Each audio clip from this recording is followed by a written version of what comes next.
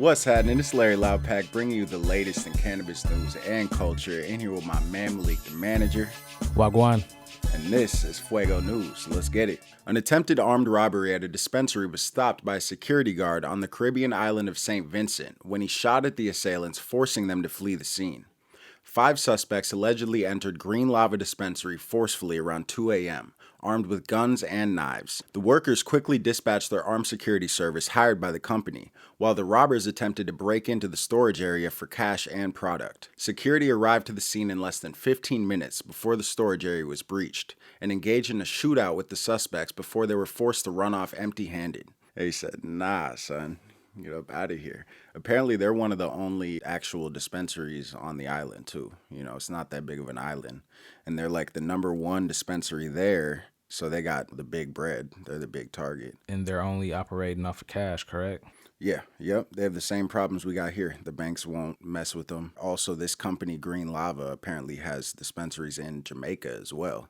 They're like #1 in Jamaica, and I think maybe a couple other Caribbean islands. They're kind of running it out there. And Green Lava, huh? Apparently, man. Wagwan, man. Yo, that was a good intro for that. Low key, that kind of worked out. I didn't even mean to do that, but shout out to the Jamaicans and you know what I'm saying? Shout out to the Caribbeans. So the license allows them to extract, import, export, dispense, and cultivate up to 25 acres of cannabis. Yeah, so they got a lot of flour and a lot of cash. They saw what was going on. They ran in there, and apparently they weren't just like knives. They were like machetes they came in with. They said somebody was brandishing a gun and some dude was wearing a cutlass. So what is a cutlass? That's a machete, right? If I'm not mistaken, is one of like those coats. Because I think they're trying to describe what the men were looking like. No, a cutlass is this right here, bro.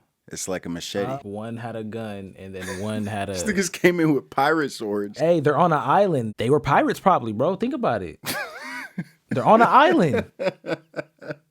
They were probably pirates, bro. Yo, the sword confirmed it. No, we definitely got to the bottom of this one. And they got away. They went back to the boat. They sailed up out of there. Apparently, it was just one Sailing dude. up out of there in 2023 is crazy. Apparently, there was only one security guard, and he just came in there bussing. Got all 5 of them out of there. Looked at their little baby swords like, all right, hold up. All right. And one of y'all got a strap, ain't gonna do nothing with it. A knife to a gunfight. Come on now. They thought it was sweet, apparently. Canada health regulators are cracking down on edibles that are using a loophole in regulations to sell edibles that are much higher than the intended THC limit. Several companies in Canada have been selling lozenges and gummies labeled as chewable extracts, which has allowed them to contain up to 1,000 milligrams per package instead of the 10 milligrams edibles are supposed to contain. Canada's top health regulator, Health Canada, has sent out letters to companies they suspect of using this classification loophole, urging them to cease the sales of these products before legal action is taken. They're the people that are in charge of approving and not approving the edibles, correct? Yeah. Okay, so 154 registrations were refused or revoked in 2020. And these are some of the regulations that they want. They're saying 2.1 grams per day, the amount of cannabis they want you to consume when it comes to edibles. These are their daily. 2.1 grams? Per day. The regulator said the average daily authorized amount for personal and designated production is approximately 37 grams per day. Of what? Flour? I'm going to assume these are for edibles, bro, because that's what they're trying to stop. As an example, Health Canada said the average daily amount of medical marijuana authorized by health practitioners for patients who access cannabis from federally licensed producers remained constant at 2.1 grams per day. That's a weird number. And that sounds like flour, though. That's separate from the edible thing. Why is it 2.1? Make the backwood a little extra fat. They understand that. They're like 1 backwood a day, but you can make it a little, you can add 0.1, you know? And they have refused or revoked more than 1,430 registrations. Well, people are asking Health Canada, why did you guys issue them licenses in the first place when they applied? Because it's not just the license, but they have to get a product approved by Health Canada and by other regulators before it goes to market. Yeah. So they sent that in, and showed them the product, and they approved that product under the classification of an extract. So that was originally their fault that they let that go through. Was the products that were given to the health regulators the milligram amount that they wanted, and then they just sold a separate product with a different milligram amount? That could be too. I just know that Health Canada approves products when they're going to market. Okay. That would be pretty wild of them to do the bait and switch on something like that, because you could get your license taken away pretty quick. Oh, yeah, definitely. So it seems like the way they're reacting to it and giving them some time with letters and stuff and not just immediately revoking licenses, that they kind of know they messed up by approving these products. Requires the producers to notify Health Canada months in advance of making product. Exactly. That's what I'm saying. So they had a lot of time to review the product. I don't know exactly their process. Yeah. I know their testing is not as stringent out there. Are they bullshitting? Do they really know what they doing? Hey, I don't know. We keep on seeing them trying to regulate something that we don't feel like they fully even understand. I mean, that's probably why things are slipping through, where people are classifying stuff. Yeah. We know that you can finesse the government. Shout out PPP. I hope they figure out the proper way to serve their people. Like, start doing these case studies that we're starting to do over here so we can start figuring some stuff out. New York attempted to challenge the lawsuit that's blocking 63 of the state's 150 planned recreational dispensary licenses from being issued by the Cannabis Control Board, but a federal judge rejected the motion, meaning the wait will continue. If you missed it, a man named Kenneth Gay from Michigan applied for a dispensary license in New York City, hoping to cash in on the new market. And when his application was denied, he sued the state, accusing them of discrimination against out-of-state businesses. This lawsuit essentially froze the processing of social equity dispensary licenses in all 5 of the regions he applied indefinitely until the case is resolved. The same man is challenging many social equity programs across the country, including Los Angeles. New York is also yet to come up with the $200 million social equity fund that was promised to support the program nearly 4 months after the committed deadline. Let's keep it a buck. Is bro probably white? Yes. Okay. I think he mad because he feel like the felons are getting these licenses. Well, apparently Kenneth had a charge, and that's why he feels entitled to social equity. You talking about this 8.5 by 11?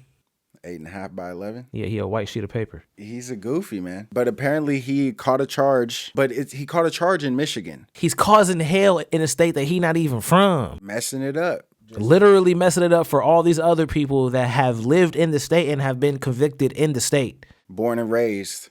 And he's coming over like, I caught a charge in Michigan. I should get a license. And that shows you, I feel like he tried over there in Michigan too. But Michigan ain't having the motion with their legal dispensaries like they should. Stuff is rough over there, especially in like the rough areas. I was reading another article in Michigan about this one girl who has a shop basically in like Flint. And over there in Flint, them streets got potholes, bro. It's bad. It's similar to where I'm from, like San Bernardino. Like, you can't go nowhere. So with that being said, though, people aren't driving to her shop, A.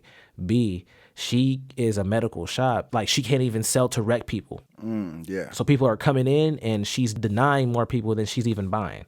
Damn. I guess a lot of other places, the medical dispensaries just started being able to sell recreationally. So that opened up a lot more business for them. I think they took a long time to process the medical patient cards. Like, they took forever for that. But this goofy is blocking, or not blocking, but he's trying to block licenses in LA too. Social equity licenses. Yeah, he's tripping. Yeah, tripping. And multiple other cities across the country. Bro is tripping. So and the court is in favor of this goofball too. They're not doing anything because he sued the Cannabis Control Board, which is the state organization in New York. A lawyer probably told him, if you sue them, then they'll have to hold all these licenses up. It won't be legal for them to distribute these licenses. 5 regions. And 5 regions across New York. So you already got New York mad at you. He tried to get LA mad at him too. He's only messing with the social equity programs. He's not just messing with the licenses. He's messing with the social equity programs, trying to take food off of people's plates. Hey, I ain't gonna dox you, but if you see Kenneth Gay, outside, just say what's up, man. Just say what's up.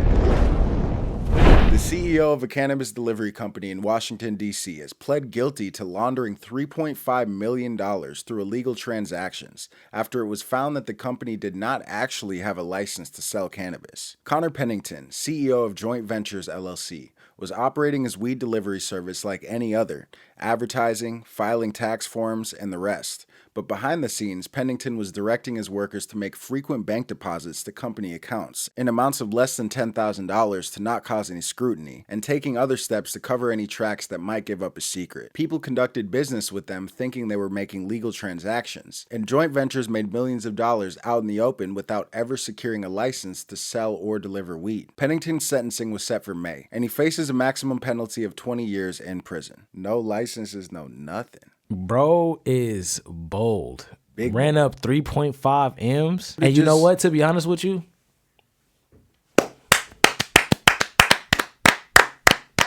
because he's playing the game smart. I'm not about to sit here and take a poop on Connor Pennington. Allegedly, that 3.5, that's not all of it. Allegedly. We're cutting that.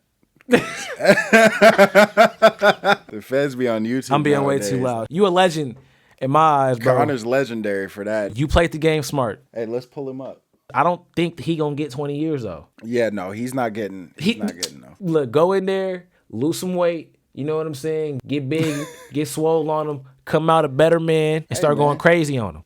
Don't make my man sit down for that. Like he just forgot to get the license. He filled out the form. He just didn't send it. He put it. It must have got lost on their desk or something. What do you think he said about the 10,000? About the 10,000 what? Deposited cash in denominations less than 10,000 into several bank accounts the company operated. I don't know what you niggas talking about.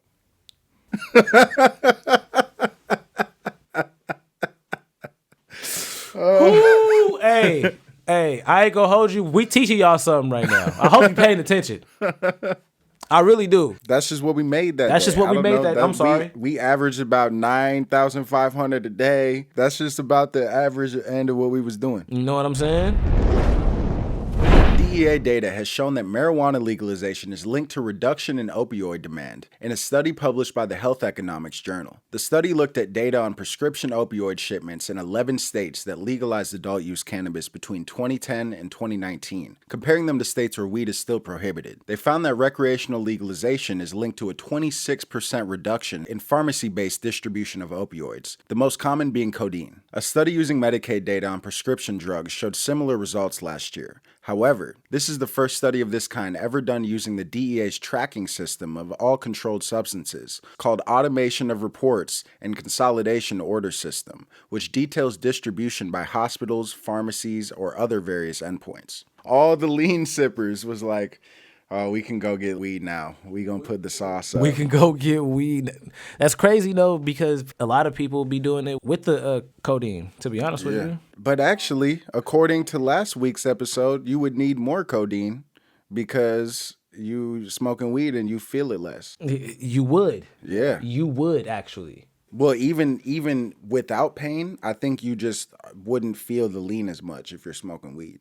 They're really seeing this now because of the hit in the pharmaceutical market that they're seeing. Apparently, they lost $10 billion. Oh, yeah. Every time there's a legalization event, they're losing billions. Billions. Yeah, every Billions. time. Every time. And I feel like some of that has something to do with some of the shit in Kansas where they're trying to block everything and they're not, and maybe North Dakota might have some big pharma stuff going on. Billy Gates is up there buying up land and they're trying to block all these motions for legalized cannabis. So, you know. Something going on. Hey, allegedly. But what really happened is they started legalizing weed and people were smoking weed, they were sipping their lean and they were like, I'm done with this lean. It's not hitting the same. It's not hitting the same. It's not hitting the same because they started smoking. They didn't know why it wasn't hitting the same, but you know the ASRA knows why. The streets know. They changed the product. That's a different story. We're not gonna go there. But They did. Their receptors were not as receptive because they was smoking. Oh, that weed. too. That's what I'm saying. So it just wasn't hitting the same because they started You smoking. fried your receptors. They started too. getting some real medical. Some holistic. Get right. Get right. I can definitely appreciate seeing just the increase in us trying to be much more plant-based because this is a plant that is for medicinal use. So this is a good sign, I feel like, for us to a degree. Because we have been in an era when it comes to all this music and stuff like that. You know what I'm saying? We're in the era of drug users like that. Every time they do one of these studies showing correlations between pharmaceuticals and weed legalization, it doesn't look good for the pills. Happy Black History Month. Oh, yeah. Factual. Shout out to all my black people out there. Let's keep on just evolving as a unit. I know it's been a tough year. It's been a tough few years for us as a whole. Man, we need a longer month, too. Give us White a warmer folks month. Give us a, actually, We matter need of fact, give June. us June. Give us June. Yeah. We should have had June. Matter of fact, give us June. Yeah. Look, they gave us February. We are taking June. Let's go.